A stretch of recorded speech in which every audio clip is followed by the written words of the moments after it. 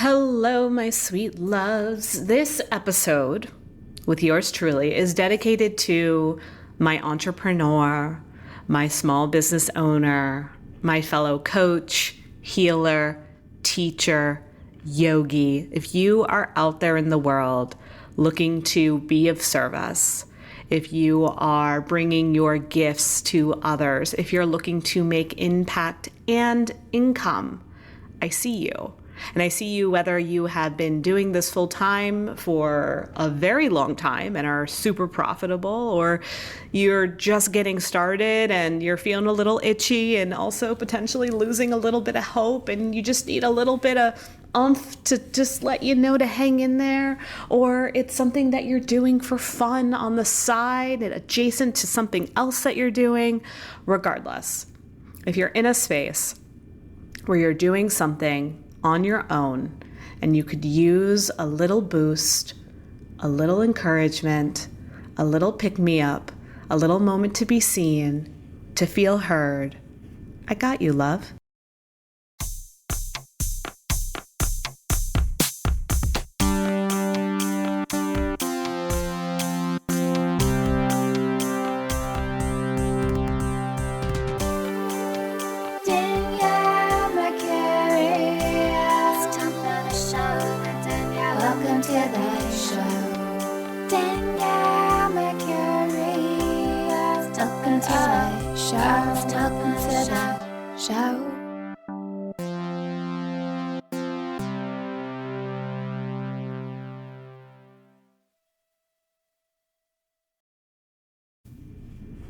Hello, my love. As I mentioned, this is for you if you're in a space where you are crafting some kind of service, product, entrepreneurial journey. I see you. I'm currently at 8.5 years in of my journey doing this full time. And while I got my start in 2015, it really was 2011 that I was like ready to go. 2011, I started my journey to become a coach and got training at IPEC. And I was ready. I was like, I'm going to quit my job and I'm going to be a coach. I'm going to have a cute little office and I'm going to make $60K a year and people are going to refer me and it's going to be great.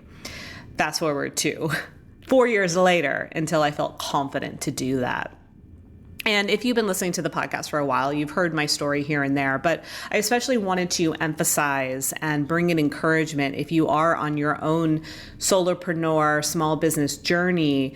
I just want you to know I see you. We're in an interesting time right now, whether you're listening in real time or not. We're at the end of the year, and the end of the year is always interesting when you own a business or you're offering services. And again, this is if you're full-time, part-time, it's a side gig, it doesn't really matter. It matters, but it doesn't matter, right? It's important, but it's not important because at the end of the day, it's about you wanting to connect, you wanting to make impact, and of course, you wanting to make income, which is important and necessary and part of it. You know, one of the things I'm always encouraging people to do is charge more, and not because it's a greedy thing to do, but because it's a necessary thing to do. So often we don't see our value, we don't recognize our worth, especially when it's tied to something that comes from us, that comes so easily, you know, that feels so natural, that is giving, that is helping. But we have to allow ourselves to understand that the reason why it's so easy, why it's so natural, why it's so organic is because that's your gift. That's what you're meant to do. That's your unique skill set. So you should look at it as, oh my gosh, what a high value this is, that this is something that lives in me. And this is something that I have an opportunity to share with others. And therefore, as part of that exchange, there is compensation, and that compensation is cash. Amazing, right? And again, I know it's easier said than done. So we're going to go through the process. I'm going to give you some encouragement. I'm going to help you, especially right now, if you're at the end of the year and you're kind of in that interesting spot of, okay, it's the holidays. Does what I do, what I'm offering morph into the holidays? Are my products, viable for that? Should I be doing gift certificates, right? There's like all this emphasis or feeling of like, should I do a Black Friday sale? What do the holidays and my business mean? Or is it an opportunity to just say like, I'm going to take a break from all of it and just be with my family or go on a great vacay or treat myself to something, right? Because then on the flip side, we have the new year, and then the new year becomes a whole thing. Like, what am I offering for the new year? How am I showing up with my business for the new year? What is my business plan? Do I have all 12 months planned out? And to all of that, I say, like, please don't put pressure on yourself. Don't put pressure on yourself as we move through the rest of this holiday season. Don't feel like you have to perform or show up a certain way just because it's the new year. And especially if it's not fluent to you, whatever word you want to use, fluent. Don't feel like you need to have a 365 day, which actually I think we have a leap year, 366 day plan if that doesn't feel good to you. For better or worse, I don't have a full-on plan. And sometimes it's like, yeah, I would probably benefit from that, but I probably would resist it and probably repel, because one of the biggest things that I've learned as an entrepreneur is I'm always evolving. I'm always shifting. The more that I show up, the more I learn. And then the more I learn, the more I want to apply my new learnings. And a lot of times that may then restrict or constrict the plan I had in place. So clearly have ideas, have intentions, have your first few months mapped out. If you're going to have a retreat in the fall, clearly get that on the books, right? Get that rolling. But to have the nitty gritty of every single day, every single week, every single month, if that's not organic to you, don't put that kind of pressure on yourself, because it's not the best use of you, especially if you're just starting out, right? So if you're in a space where either you're starting out or maybe you've been doing this for a while, maybe you found that sweet spot of getting to do this full time, but there are moments where we plateau, or there are moments where, some of the things that worked for us, like social media, now the algorithms are off, or the way that you used to provide content isn't the quote unquote right way to do it anymore, So we always kind of go through these moments of recognizing where we might need to pivot, where we might need to turn, where we might need to reassess, or where we might just need to take a break, right? It's so important that you take full-on inventory and assess what you need when you're showing up and doing your own thing. Part of the beauty of being an entrepreneur is you do have freedom in your schedule. You do have the ability to create your own hours, your own structure. You set the tone. You provide the format. However, that being said, you also don't want to be at the mercy of it. And you don't want to be so controlled by the template that you created that you feel overwhelmed, or that you feel exhausted, or that you're burning yourself out. One of the biggest things that you can do if you're feeling overwhelmed, in any case, and again, this is whether you're profitable or not, just starting out or in a long-term game with it all, is take breaks. Take time away. Make a point to say, on Saturday, I'm not going to be on social media. On Monday, I'm going to take the day for myself, and it's self-care, and it's running errands, and it's cleaning my house, and I'm not going to check my email. I'm not going to keep refreshing my browser to see if something quote unquote new popped up, because that just becomes a distraction and it puts your energy in the wrong focus. If you're constantly checking your inbox, if you're constantly refreshing your Instagram, if you're constantly looking to see updates, give me something, you're investing your energy in the wrong dynamics. Why? How does checking your inbox every few minutes serve you? Picking up your phone to see if there's any more updates. How is that really part of a business plan per se, if we are going to go that route? It's not. A true quote unquote business plan is having things set in place that you execute. And then when you execute them, you monitor them, but you don't hyper-focus and obsess and check them over and over and over again. So it's important to give yourself spaciousness. Whenever I send out a newsletter or upload a podcast or upload a reel, I will take a step back.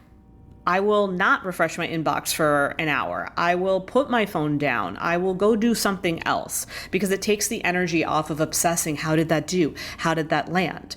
And the cool thing is when you take breaks, whether it's 10 minutes, an hour, a whole day, you have room to be surprised. It's more fun to come back to something that you didn't expect, or come back to something and have a couple new updates waiting for you than maybe one update. And it's practicing the law of detachment as well, which is also important. It's like, I sent out this email, I uploaded this podcast, I launched this product. Right now, there's nothing else I need to do. I did my job. I did my role. I created an announcement.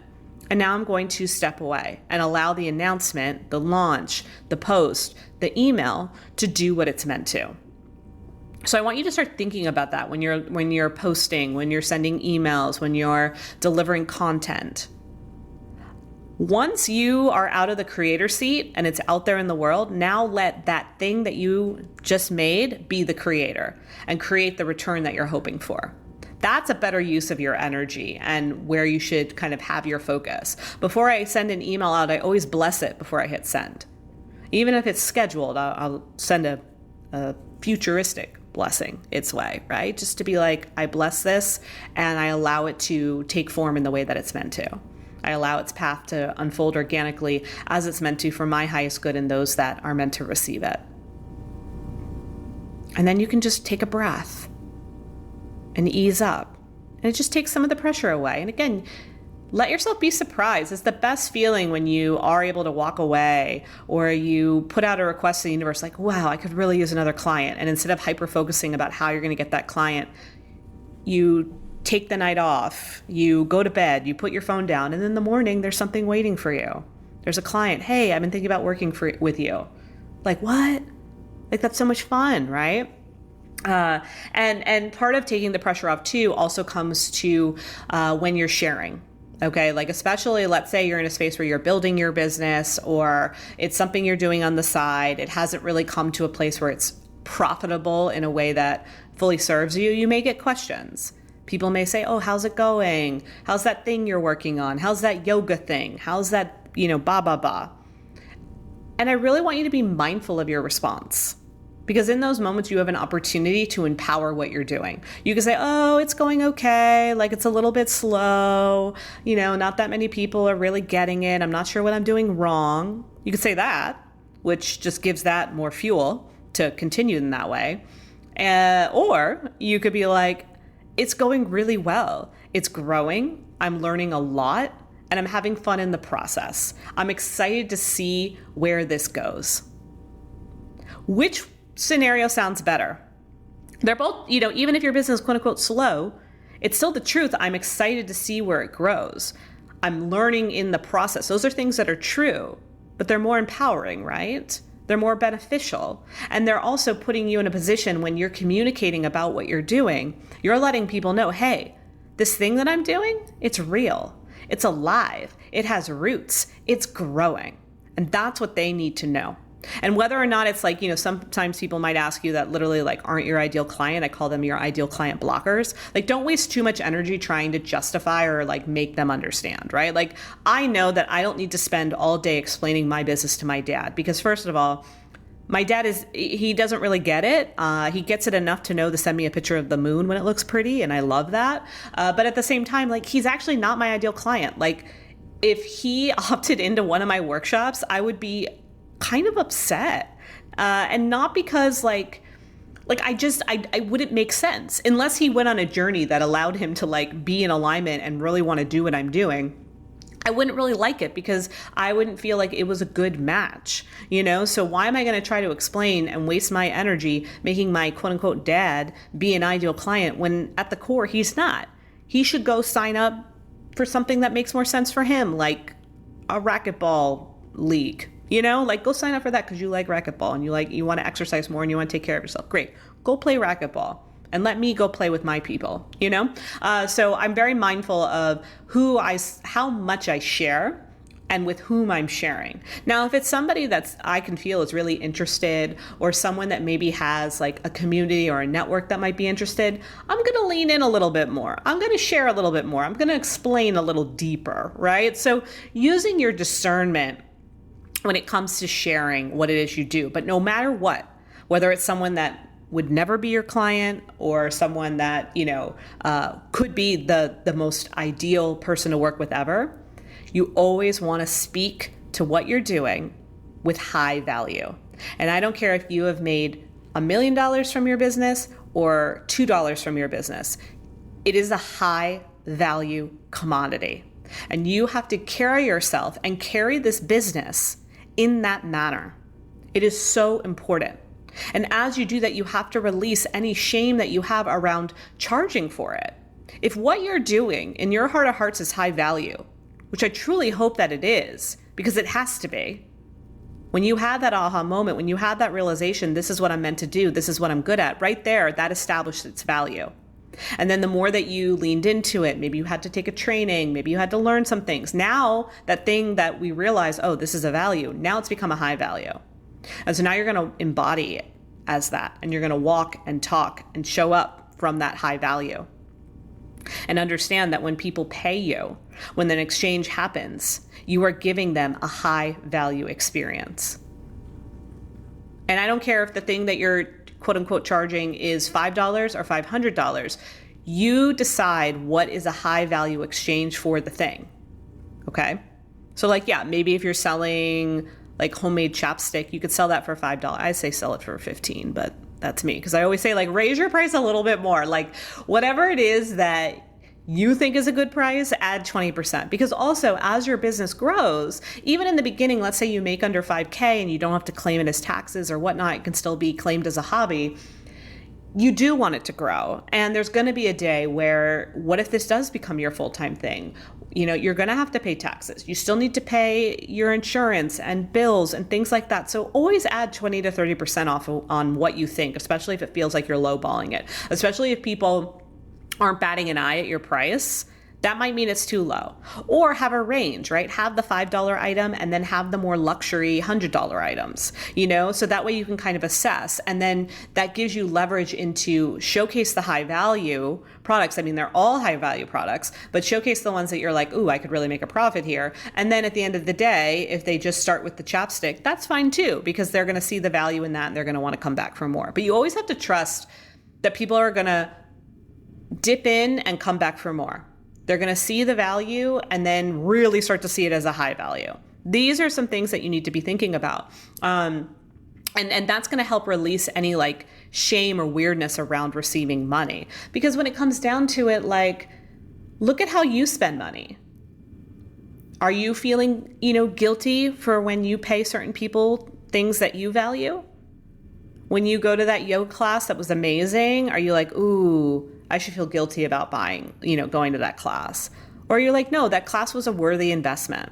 That class was meaningful. And this is a whole other conversation, but like when you're managing your money and when you're looking at how you're spending money, and, even now we're in an interesting place with the economy. So it makes us question how we should be spending our money. But I want to bring the question to you of, regardless of what's going on in the economy and regardless of what's in your bank account, are you making worthy investments? Whether it's the grocery store, the gas station, the yoga class, the massage, the new coat you need, right? Asking yourself, like, these are things that are valuable to me. These are things that are part of my lifestyle. These are my things that are part of existing here on earth as a human. So money plays a part in that.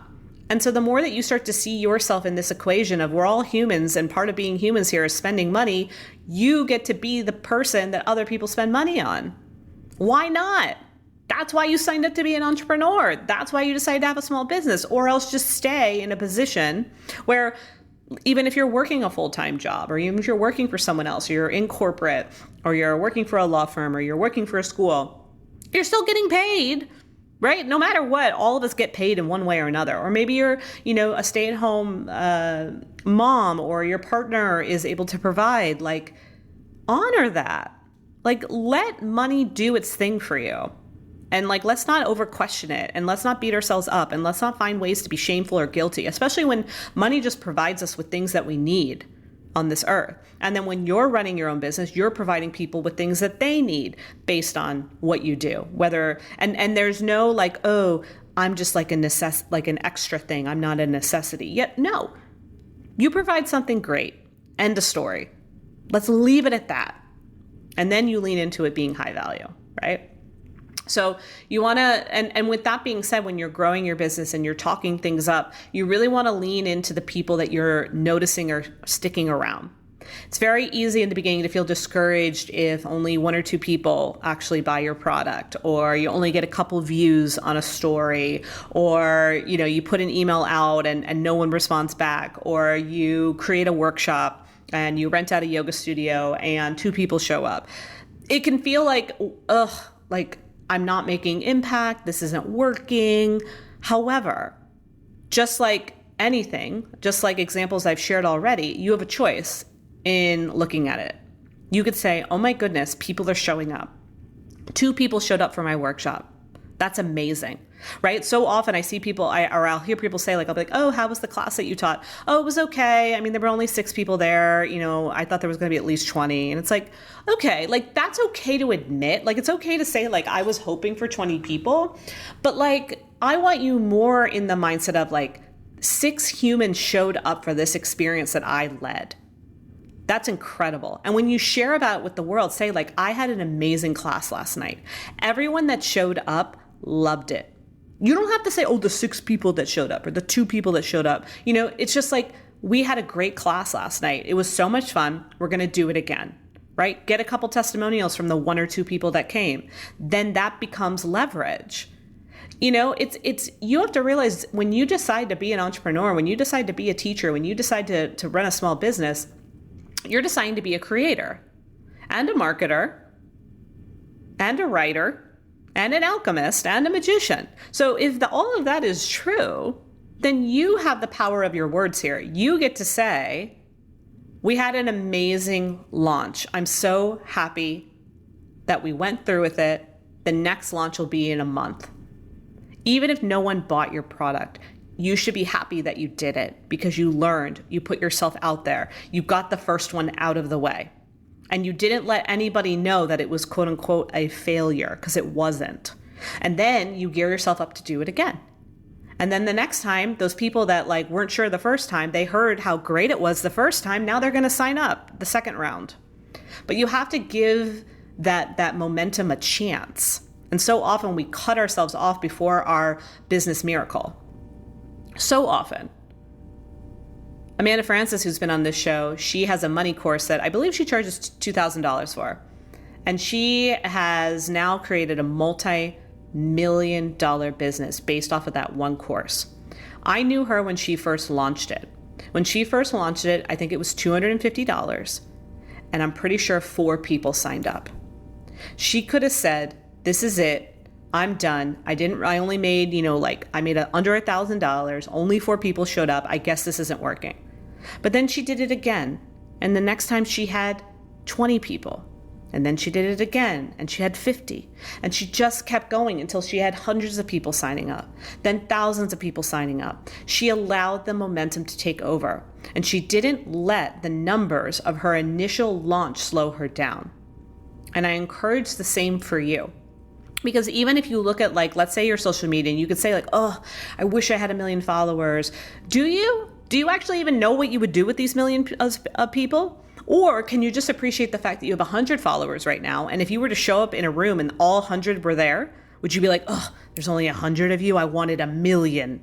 Oh, I can't believe it. Everyone would be like, what? Wait, what? Sorry? I don't know if I would want to be here if there was 1 million other people here, to be honest. I kind of like that it's just 100. Even that kind of feels like a lot, right? So we have to change our perspective, and you have to realize, oh my gosh, these 100 people are here for me, and I'm going to nurture them, and I'm going to grow them, and I'm going to allow it to continue to transform again and again and again. And then as you do that, you build your resilience, you build your reputation, you build your ability to expand, and then your following grows, and you can handle 1,000 people. You can handle 100,000. You can handle 1 million eventually, I'm sure too. But, I think you got to meet yourself where you're at, because it can be really overwhelming. I mean, there are even days where I can't keep up with my DMs and I just have 700. I have 17,000 on Instagram. And then I have, everyone else sprinkled other places, which I lean into, but I also don't, because I'm like, I want to show up, and I know that there's people watching and listening, and that's enough. And yeah, don't be wrong. I have days where I get annoyed. I posted a reel today and it is slow in response, and it's a good freaking reel, and I'm like, ugh, that's so annoying. But at the same time, it's a good freaking reel. And the people that did like it, I think 20 people have liked it so far. That's amazing. 20 people liked my reel. Like, that's a big deal. Okay. Didn't mean to rhyme there, but I did. So honor who's showing up. And again, it's okay to be disappointed. It's okay to be frustrated, right? Like, I'm not saying that you have to be Pollyanna about all of this, but you do need to start doing little things to tweak your mindset and notice your language so that you're speaking in a more empowered place and you're speaking from a level that is allowing what it is that you're doing to grow. If there are studies, if you yell at your plant every day, eventually it's going to die because you've been like yelling at it and like frustrated and like sending it negative energy. But if you like love on your plant and water it and pet it and say, I love you, plant, you're so leafy and green, and you just provide like the perfect pop in my living room, it's like, ooh, I want to grow for you. Studies have shown that there's frequency. So in the moments where you feel frustrated, lean on real support, right? Like, again, I'm not going to call my dad when I'm frustrated with my business. He might be like, oh, it's okay. Keep going. You're doing great. Like, he said, I'm proud of you. And that's all very nice. But like, I need to talk to like the bestie, the one that just has seen me in the ins and outs of all of this. We have done programs together, masterminds, like she knows. So she knows. So in those situations, I can talk to her.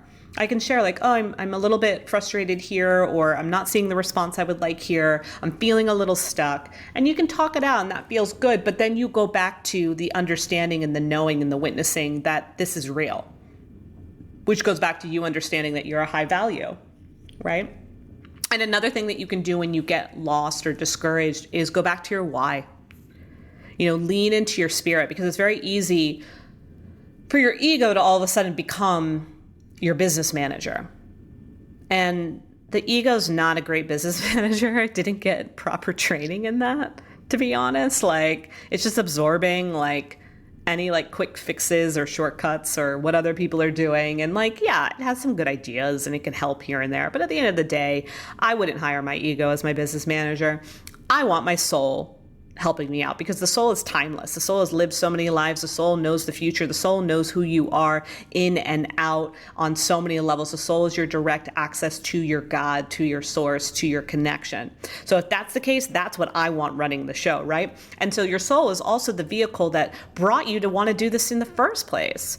And when you think about that moment, or those collective series of moments where you were like, oh, I think I'm meant to be a teacher. I think I'm supposed to help other people heal. I want to go back to school and be a therapist. I want to start an apothecary. Anything that gave you that inkling that like, I can do this, I'm supposed to do this, I'm meant to do this. And I want you to go back to that place when you feel discouraged. And then from there, I want you to go into your why. And that why will remind you of why you're doing this. Because it's very easy for social media, your emails, the silence around you to show you why you shouldn't be doing this. But that's not the truth. That's not real. What's real is what you feel inside. What's real is that why of like, I don't have a choice but to do this. My why, and for me, my why is because I lived a life before all of this that was so discouraging, so bleak, so dark, so unsure, so scary, so shameful, that the idea of going back to that kind of life and the idea of not being able to share how I got out of that life and into one where I am happy and fulfilled feels like the greatest disservice ever. And so even if I'm having an off day, even if I'm confused, I go back to my why and I remember why I started in the first place. And I started because I know what it feels like to feel alone. I know what it feels like to not be in your body. I know what it feels like to feel like you don't have hope, that you don't have a chance, that you are an outsider, that you are the black sheep. And because of that, I keep showing up. And so I want you to go to that place and connect to it and pull it out of you and let that be the charge to keep you going. And of course, take breaks as you need to, right? So find that center, find that why. And then also be realistic at the same time, right? Like I still, the coach in me still wants you to be managing this in a way that is practical, right? Like I never want you doing anything that is drastically irresponsible or putting you in a place where you're a little bit too vulnerable financially. As much as I wanted to leave my job in 2011, it wasn't until 2015 that I was able to. And I did try once. I tried in 2014 and I failed miserably. And I say miserably only because I really was miserable during that period. I didn't know what I was doing. I was scattered. I was coming from a desperate place. And so it was creating a lot of unhappiness, a lot of confusion, and I really was noticing my own well-being was being jeopardized. And so I recognized that I wasn't prime enough yet to do this on my own. I wasn't ready to handle it responsibly. So I got another corporate job. So I got a different corporate job, and then that one I was only in for like a year, under a year maybe, or a year and a half. I think maybe a year and a half until I was able to take the leap. And so what I recognized that first time I jumped, while it was with very good intentions, and I wish it was easier, I wish that, and I think now there's more opportunity that, maybe if the world was set up the way it was today, I could have gotten a job as an executive coach at an office, or I could have done more with HR. There definitely could have been things that I could have done as a coach that weren't as available back in the day. But regardless, I recognized as someone that was single, I was living in Manhattan, I think my expenses were at least $3,000 a month, which, was a lot to just have to keep up with without having any real substantial evidence that this was going anywhere. So I recognized I needed security. And while it wasn't my most favorable thing to do to show up for that job when I wanted to be doing something else, I recognized that it was investing in my future. Every paycheck that came in gave me the freedom to grow what I wanted to do. Every day that I showed up for that job gave me the ability that evening to go teach a class, to go take a workshop, to go invest in a coach.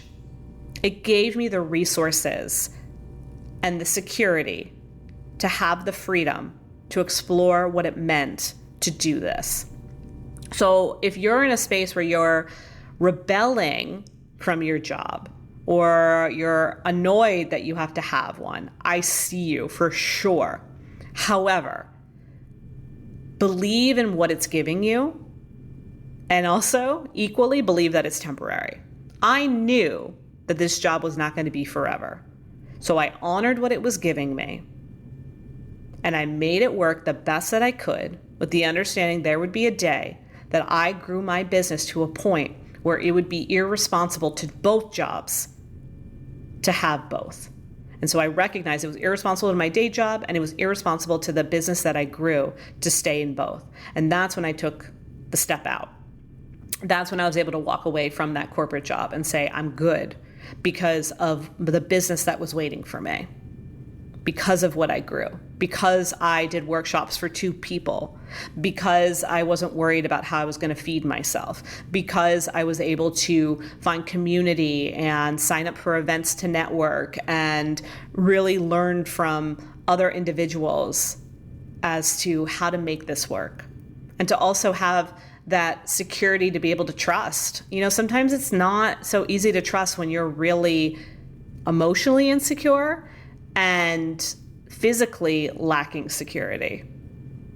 It can be hard, it just can. And when I did take that initial leap of faith, I really was in my belief that God would take care of me and that it would all work out.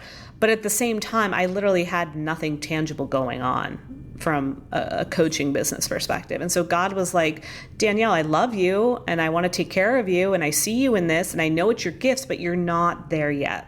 So I think it's also important to recognize when you're not quite there yet, and that's okay. You didn't fail if you need to take another job. And for some people, like another good friend of mine, Brianna, she's been on the podcast. Brianna, she's a human design reader, and she has a full-time job that she loves. And she also really enjoys being a human design reader. She's on my Cosmic team. You should check her out. If you go to my website, go to Cosmic Team, you can get a reading with Brianna. And I do not believe will ever leave her full-time job unless, life changes, shifts, whatnot. But she is very happy with her full-time job. And at the same time, she's very happy to have this beautiful side business, this opportunity to read human design for others. So, also, just because you have a side business, that doesn't have to be your full-time thing, right? Like, you can have both too, if that feels good with you. But I think it's just about being honest about where you are and where you need to be. And then also like being a little bit responsible if need be, seeing what you're doing as an investment and then moving forward from there.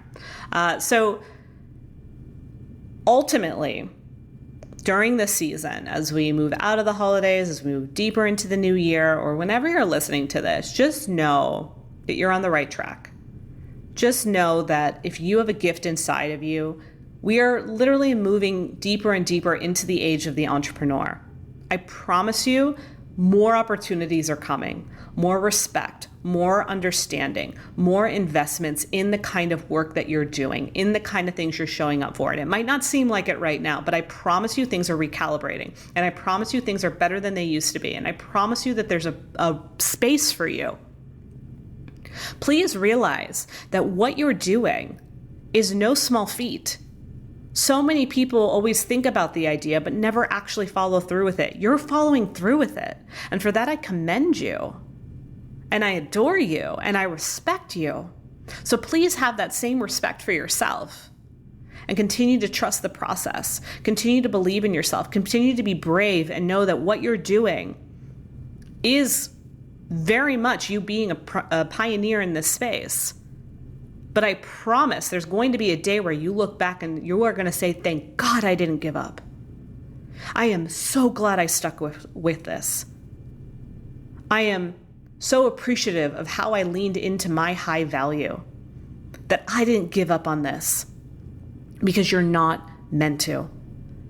You just have to reframe. You just have to take a step back here and there. And you just have to honor the process of how it's moving forward and be in the understanding, the divine knowing that this is meant to grow. And so what do I need to do to foster its growth? Go to your why, connect to that space, take inventory of where you are, and then take the appropriate steps. Be consistent, have fun, play around, try different things. And you're going to be amazed by what will happen on the flip side. I love you. If there's someone in your realm that could use this guidance, that could use a little entrepreneurial boost, send it their way. Let me know if you appreciated this, because that always makes me feel good. And wishing you the best on your journey. I'm so freaking proud of us.